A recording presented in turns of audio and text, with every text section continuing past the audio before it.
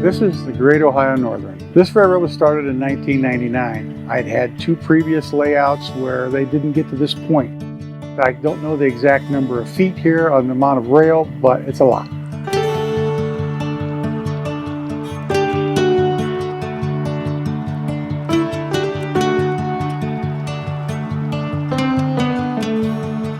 It's actually what they call a shelf layout. It sits on a shelf more or less around the edges of the room and only comes to the center when it does the helix. Everything else is pretty much out against the edge.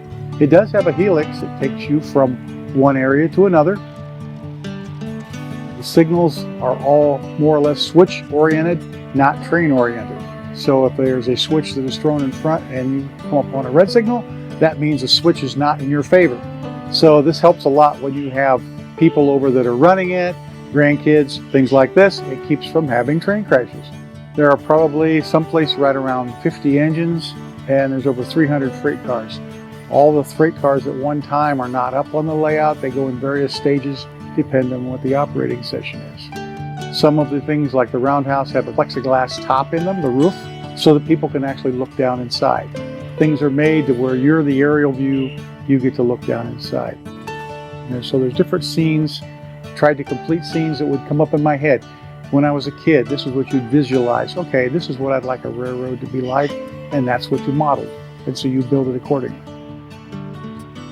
It puts all the aspects. When you go into model railroading, you've got also laying track. Okay, that's great. Some people like to just lay track. Some people like to get into scenery.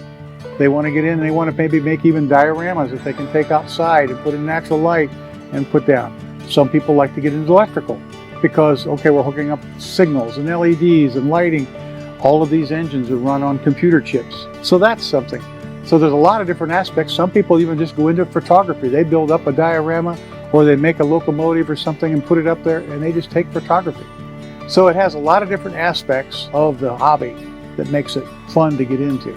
So a lot of people here, I just kind of got all the best world. I can do about anything. I can take pictures, I can run them. And so that's where I've come with Mr. Railroad.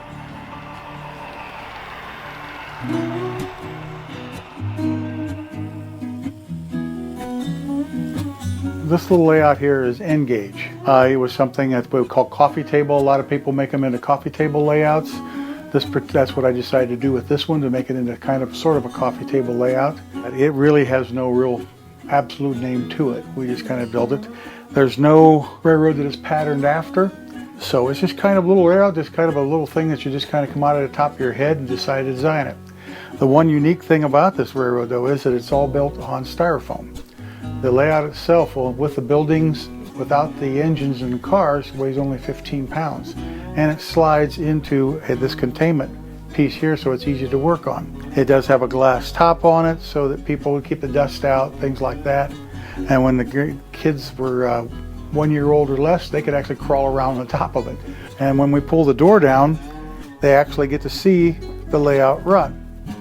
So with this door down, you actually get to see the styrofoam framing that this was made on and everything else that's inside here.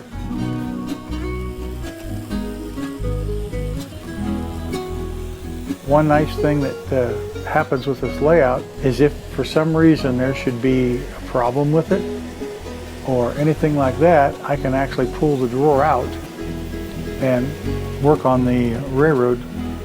If there'd be a derailment in the back or something like this would happen, I can actually pull it apart and work on it. And I can actually stop it and actually pull the railroad out. So it is on a shelf of itself.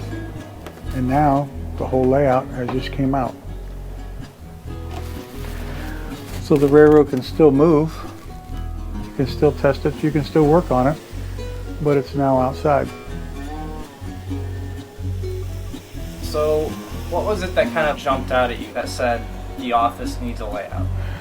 Well, my mother had always liked N gauge. She used to decorate cakes, and sometimes they would put a little railroad, N gauge railroad, actually around some of the cakes, just for a scenic possibility, and she always thought that a coffee table layout would be something she would like to build.